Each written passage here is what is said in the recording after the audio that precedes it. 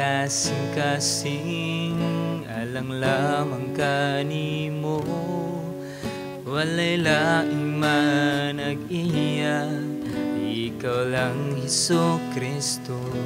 Tungod kay kining kinabuhi, imong gasa. Busa ang iyan lamang nga pagasimbahon ka. At ibuo kong kasing-kasing, alang lamang kanimo. Walay laing man nag-iya, ikaw lang Hesukristo. Tungod kay kining kinabuhi, imong gasa. Busa ang iyan lamang nga pagasimbahon ka. Pagkamaayo mo, Jesus, pagkatahom ning gugma mo, way makalabaw. Sa tiunay kalipay ko, dalay kun ka, Jesus, igabayaw ang ngalan mo. Sa tibuo kong kasing-kasing, magapasalamaton ko.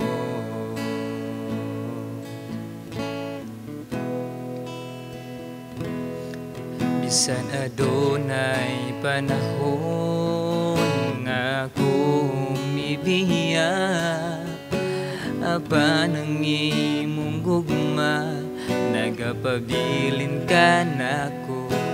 Ang imong kahibulungan nga grasya, nagahatag og paglaom ka nako.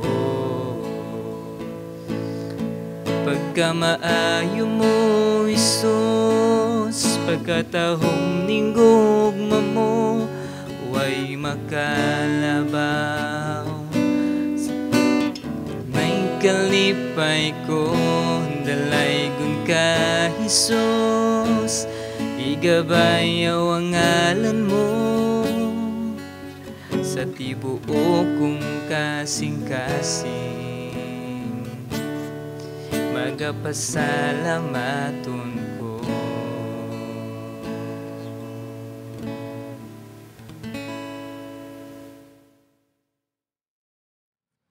Mayong buntag sa tanan. So karon nga Sunday is Youth Sunday.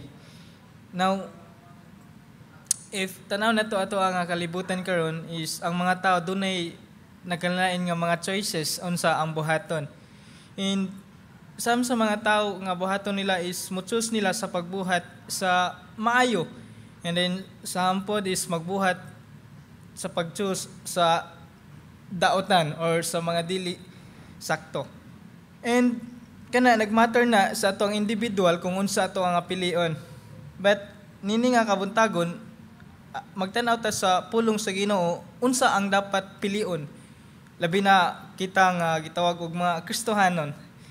If i-choose ba nato ang pagbuhat sa maayo or kung unsa ang kabubuton sa Ginoo. Now ang ato nga passage karon makita sa Panultihon Kapitulo 6, versikulo 6 hangtod sa 15. So, kung doon na mo yung mga Biblia, either electronic or hard copy, pwede ninyo ma-open. Again, Panultihon Kapitulo 6, versikulo 6 hangtod sa 15. Akong pagabasahon and nagingon. Taong tapulan, kinahanglan nga makakaton ka og pagtulunan gikan sa mga hulmigas. Wala sila'y pangulo o dako-dako o hari. Apan magtigom sila sa ilang pagkaon sa panahon sa ting-init, alang sa ting-tugnaw. Magpadayon ka ba lamang og katulog, taong tapulan? Kanusa ka man mo bangon? Moingon ka ba lamang, mutagtilaw lamang ako og kadiyot? O mga yugpos una ako og mupahulay o makadiyot? Apan samtang matulog ka, muhasmag kanimo ang kawadon sama sa armadong tulisan. Ang walay hinungdan ug daotang mga tao magsuroy-suroy aron lamang pagsultig bakak.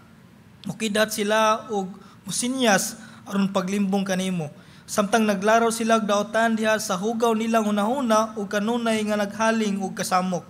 Tungod niini sa kalit mahiyagom sila sa kadaot ug mga pukan ug dili gayud makabangon. Ang Dios nagpanalangin sa iyong pulong, magampo na ta. Lord, dalaygon ka nini nga orasa salamat sa mga opportunity imong gihatag ka namo nga maga-study na sab kami sa imong pulong. And Lord, among mga pagampo nga doon nami mga pagtulunan nga amo nga makatunan ug amo nga ma-apply sa matag usa ka galingon ban sa imong tabang sa matag usa ka namo. Among isalig kanimo ang among oras karon diha sa pangalan ni Jesus. Amen. O amen. Now kining libro sa Proverbs or panultihon is usa ka libro nga full of wisdom which is gisulat sa mga chapter sulat ni King Solomon. And then excuse me. Sa ato nga passage is sa chapter 1 to chapter 6 o other nga chapter is more on hatag og pagtulunan ni King Solomon ngadto sa mga batan-on or sama nako or sama sa mga batan-on nga diin kini nga mao nga wisdom or kini nga mao nga pagtulunan is gi sulti most likely sa mga batan-on nga diin pag-challenge sa mga batan-on or sa mga tao nga diin mahimo nga mahusisama sa hulmigas nga din atong tan-awon karon kung unsa ang mga characteristic or unsa ang kinaiya sa hulmigas ug unsa ang dapat nga buhaton. Now, ang ato ang paghisgutan karon or atong tema is choose to be wise over laziness and wickedness. And atong tan-awon nganong mas nagtudlo man si King Solomon nga piliun ang pagkamaalamon kaysa pagkatapulan o pagkadaotan. Now, dunay mga nature nga atong tan-awon makita sa wise and sa laziness and sa wickedness. Nga din pinaagi sa passage nga atong makita karon. Una natong makita is kining the nature of being wise. Sa verse 6 hangtod sa 8 nga din diha gisulti nga nag-ingon taong tapulan kinahanglan nga makakat-on ka og pagtulunan gikan sa mga hulmigas. Wala sila'y dako-dako o pangulo o hari apan magtigom sila sa ilang pagkaon panahon sa ting-init alang sa ting-tugnaw. Na usa ka hatag og pahimangno ni King Solomon ngadto sa mga tao, especially sa mga batan-on nga diin iya nga gi-describe ang usa ka ang group sa hulmigas nga diin mahimong susama kanila tungod kay ngano man unsa man day ang karakter sa usa ka hulmigas. Now usa sa mga karakter sa hulmigas is kining being a wise. And unsa man ang nature sa pagkamaalamon. Nga din makita nato sa versikulo 7, una, has ability to work without supervision. So atong makita nga ang mga hulmigas sa versikulo 7 nga wala sila'y pangulo o dako-dako or hari. Pero sila is grabe ang ilaha nga kanang na sila'y buhaton sa panahon sa ting-init, magtigom sila mga pagkaon o sa tumong para sa panahon sa ting-ulan doon na sila'y makaon. And ang kana nga gipakita nga demonstrate diha sa mao nga kinaiya sa hulmigas nga naa sila'y ability nga motrabaho bisan walay maglantaw sa ilaha, walay magsugo sa ilaha. Ug kana mao'y gusto nga gi-emphasize ni King Solomon nga mao'y sundon, especially sa mga batan-on nga diin atong makita nga but pasabot nga dunay ability sa pagtrabaho bisag walay maglantaw, bisag walay magsugo nga din doon na siya kuan nang kabalo siya mo initiate unsa ang buhaton, unsa ang dapat nga trabahoon. Nga diin sa gipakita nga ang mga hulmigas tungod kay sila diligent kaayo sa pagtrabaho, like wala sila gisugo nga kung kinsa man ang nay leader nga mao ninyong buhaton, but gibuhat nila tungod kay naa sila ana nga kinaiya ingon nga wise. Ug mao na, and then ang ikaduha nga makita nato sa nature of being a wise sa bersikulo 8, apan magtigom sila sa ilang pagkaon sa panahon sa ting-init alang sa ting-tugnaw. Ngabot pasabot, ang mga hulmigas is doon na sila'y panglantaw para sa unahan. Doon na sila'y vision para sa unahan. Nga diin, like, ang ilang pagtigom o pagkaon is dili lang kay para lang karon, kundili ang mga hulmigas is doon na sila'y panglantaw para sa unahan. Doon na sila'y gibuhat nga diin para sa sunod nga mga adlaw sa panahon sa ting-ulan is dili sila magutman. Hinuon doon na gihapon sila'y makaon. Tungod kay nga naman kung tanaw nato ang hulmigas sa panahon sa ting-init is makita nato sila. Apan sa panahon sa ting-ulan is like talagsarak ayo nga makita nato nga dunay mga hulmigas nga maglakaw-lakaw. Ug kana sa mao nga gipakita ni King Solomon nga diin usa sa mga kinaiya sa hulmigas nga sundugon sa mga tao or nato nga mga Kristohanon nga din mahimo ta nga maalamon tungod kay ang usa ka maalamon kabalo siya mo trabaho bisan walay maglantaw sa iyaha. And doon na siya'y panglantaw para sa unahan. Ug sa diha nga doon natay panglantaw sa unahan, usa ka nindot nga maghatag nato og direction unsay next nga step nga buhaton sa sunod nga mga adlaw. Nga din dunay quote nga ni Tony Jaskin nag-ingon, "A life without purpose is a life without direction." And kang rekwarin, without God, life has no purpose. Without purpose, life has no meaning. Without meaning, life has no hope. Nga din bot pasabot, ang pinaka-ultimate nga naghatag og paglaom nato nga mga tao is mao si Ginoong Hesus. Without God sa atong kinabuhi, like meaningless ang atong kinabuhi.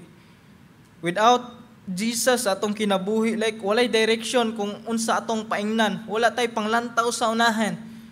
Ug kana sa maong gisulti ni King Solomon sa maong scripture, importante kaayo nga kuhaan og pagtulun-an sa matag usa kanato, especially nato nga mga batan-on. Nga din mahimo ta nga mupili sa pagkamaalamon. Tungod kay kana maghatag nato og nindot nga direction sa atong matag usa kinabuhi sa dihang do natay Ginoo. Sa ato ang matag usa ka sa pagabuhaton nato, which is gibuhat nato para sa Ginoo. Dili nato gibuhat tungod kay dunay mga tawo nga naglantaw. Dili nato gibuhat tungod kay gisugo ta, kun dili gibuhat nato out of love. Tungod kay nganuman ang Dios nakakita sa atong gibuhat ug siya mag-reward nining tanan. Ikaduha nga makita nato sa atong passage sa bersikulo 9 hangtod sa 11 is kining the nature of being lazy. Nga diin sa bersikulo 9 nga diin gisulti diha ni King Solomon nga magpadayon ka ba lamang og katulog taong tapulan kanusa ka man mo bangon. Now kining kinaiya sa usa ka tapulan nga din makita nato sa bersikulo 9 og 10 nga diin mahigugmaon sila nga matulog and to procrastinate.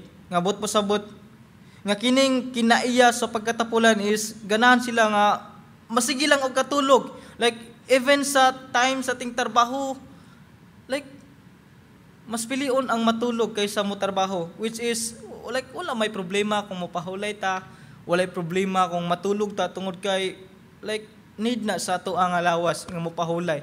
But ang mahimong problema sa dihang sa like taas na lang ang oras sa ato ang pagpahulay og katulog ug wala na ang ato ang pagbuhat sa atong mga responsibility. Ug kana gitudlo ni King Solomon sa katawhan nga diin mahimo ta nga dili mahimo nga tapulan. Like sometimes na may panahon nga di ta ganahan mo trabaho. Like walay problema, especially kung naatas sa balatian or unsa mga sitwasyon nga pwede i-consider.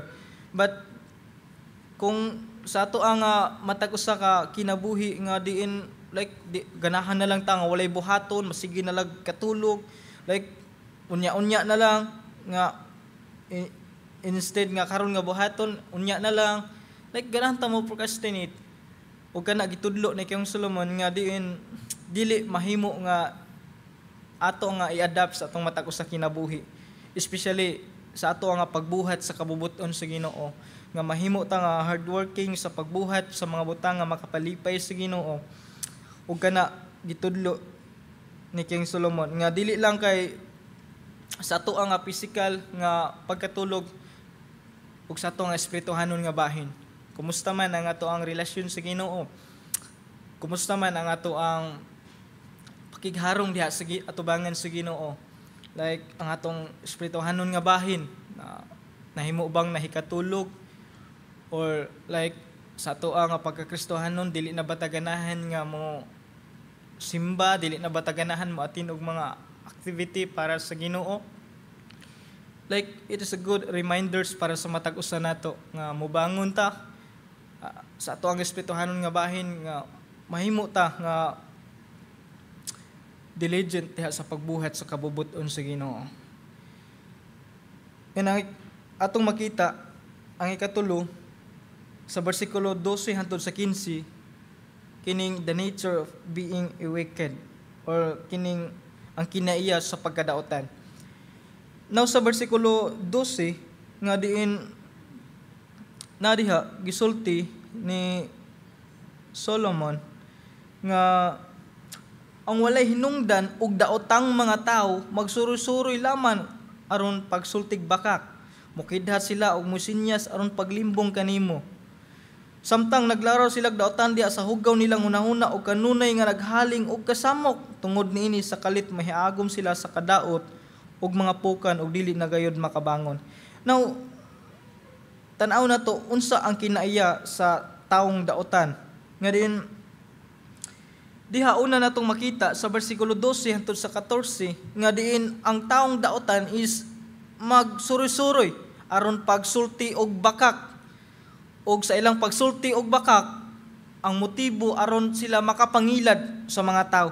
Now sa mao nga kinaiya nga gipakita sa taong daotan nga diin dili dapat sundugon sa mga labinas diha sa dunay kahadlok sa Ginoo, tungod kay ang pagsulti og bakak dili kahimayaan sa Ginoo. Labaw sa tanan nga diha gisulti sa New Testament sa John nga ang amahan sa bakak mao ang yawa. If kana ikinaiya nato sa atong matag usa kinabuhi nga mahimo tang bakakon, mahimo tang kanunay nga magsulti og false nga information ngadto sa uban nga mga tao, it seems like dili si God ang ato ang Father, dili si God ang atong giserve, kundi si Satanas. Tungod kay ngano man ang atong gisunod dili man kung unsa ang kabubuton sa Ginoo, kundi ang ginabuhat man ni Satanas, ang ikalipay man ni Satanas mao ang pagpamakak. Nga diin sa mao nga passage sa bersikulo 12 hangtod sa 14 nga din ang taong daotan nga din sa ilang nga pagsuroy-suroy is like bati ang ilang motibo, tungod kay ngano man instead nga kamatuoran ang ilang nga isulti ngadto sa mga tao, instead nga maoy sakto nga maghatag og kaayuhan sa mga tao ang isulti, hinuon ang ilang isulti is mga sayop nga information, og sa mao nga sayop nga information nga ilang isulti is maghatag og kadaot sa mga tao, maglimbong sa mga tao, og kana maglid nga walay maayo nga kapaingnan. Ug ang pulong sa Ginoo nagsulti sa mao nga passage nga ato nga gitun-an karon nga diin ang kani nga klase sa mga tao is walay maayo nga maabtan.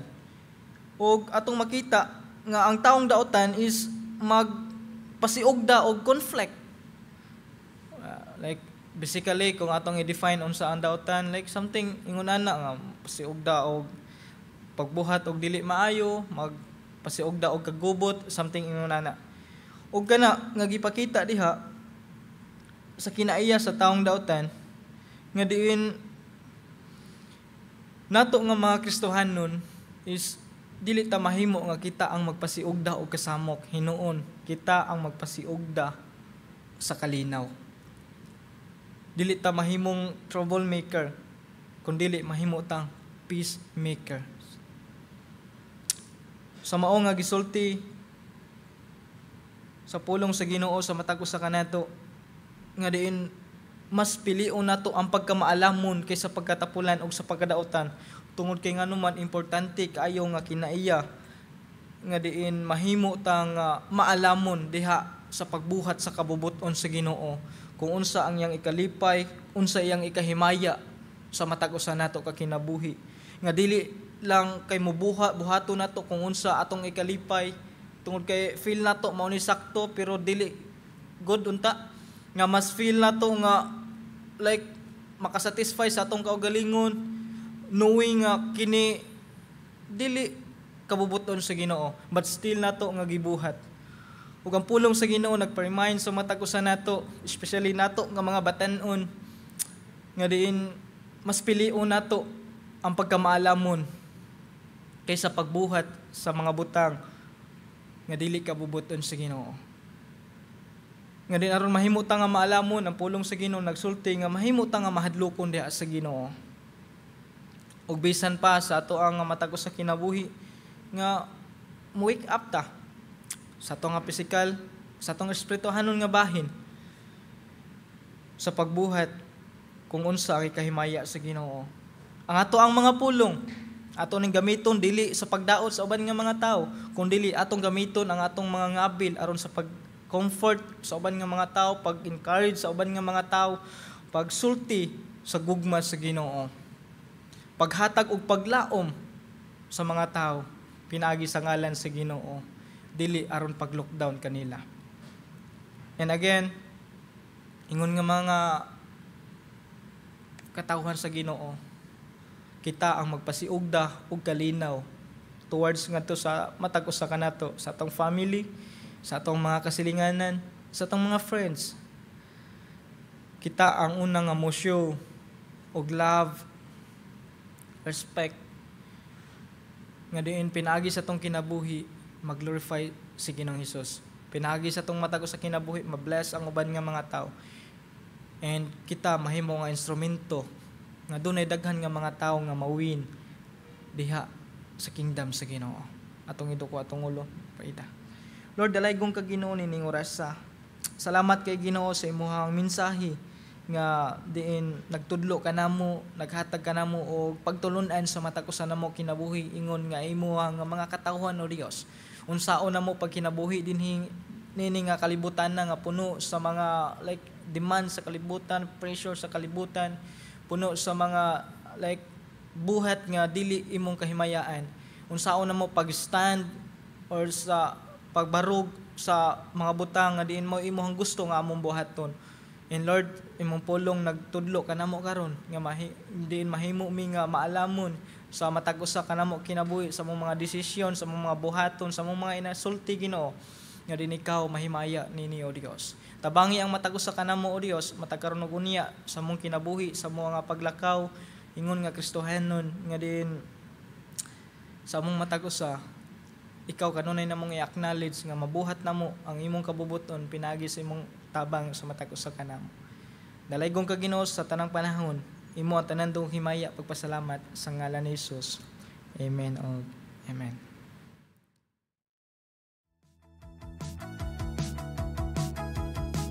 Join our regular Bible study groups on Tuesdays and Sundays, 8 to 9 p.m.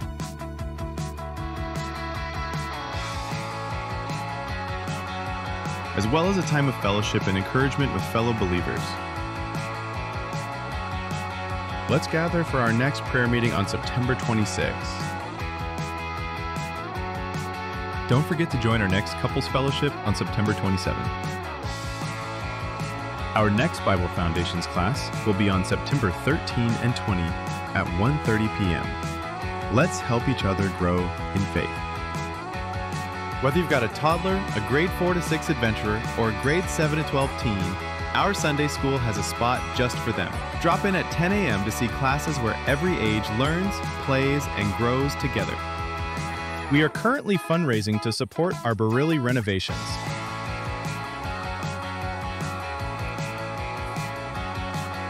We are in need of helping hands for our upcoming TLCC Kids Fun Day happening on November 8th.